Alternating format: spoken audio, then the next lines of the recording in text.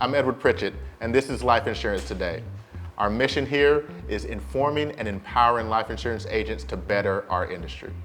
I want to share a couple things with you real quick about the IMO and captive world. People don't realize how big of an impact IMOs and captive agencies have on the life insurance industry.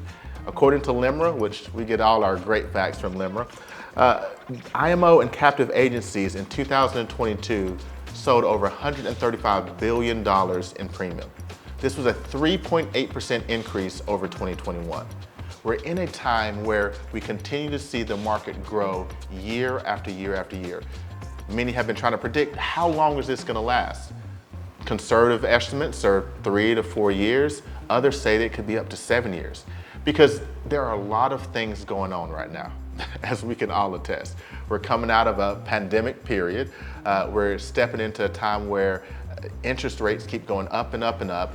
Inflation was at a 40-year high last year, and we continue to hear about not only an actual war going on in Central Europe, but rumors of wars and issues that are coming, like a recession, or is there going to be a recession? All these things continue to drive the markets. But there's some very positive things that are driving the market, and I want to share those with you so that if you as an insurance agent aren't taking advantage of these, you can look to either develop it yourself, reach out and find someone who's doing it and partner with them, or encourage your IMO or your organization to take advantage of these things that are helping to make our industry grow in this very unusual time. So let's start off with the biggest one. The increasing popularity of direct-to-consumer sales.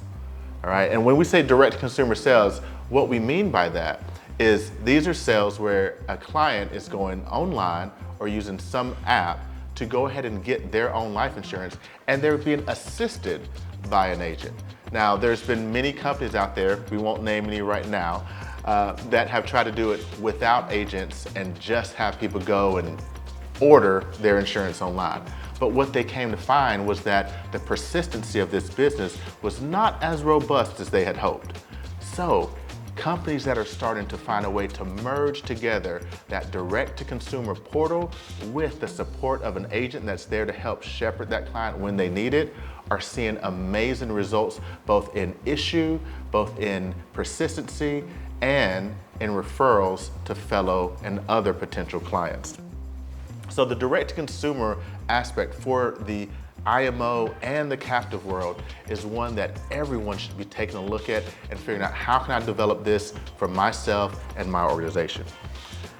The other aspect of that, and the reason direct-to-consumer continues to grow, is because most people, whenever they're going to look for their life insurance product now, where's the first place that they go? Either OK Google, OK Alexa, or Hey Siri, right? Like it's one of those three ways.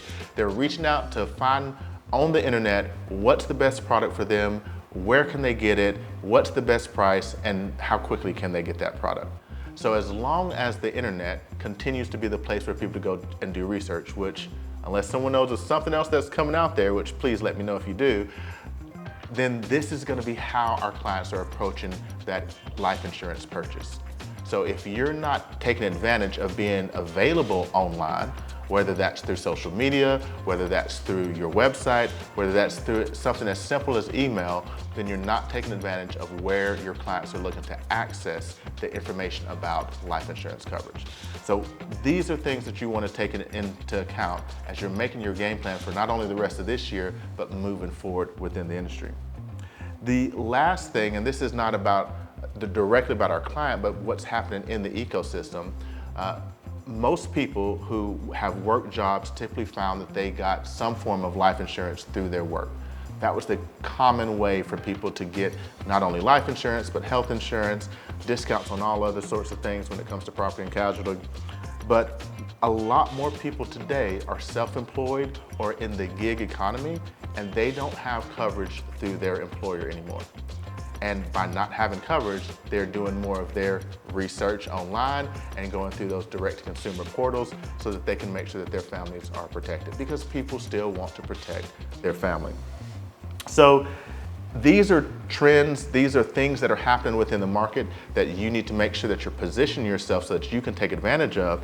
And we're going to continue to see the insurance industry grow because of things like the aging population. You know, we have a lot of baby boomers that are still going through that turning 65, a large movement of retirement accounts to something more permanent. Think annuities when it comes to this. The increasing costs of healthcare.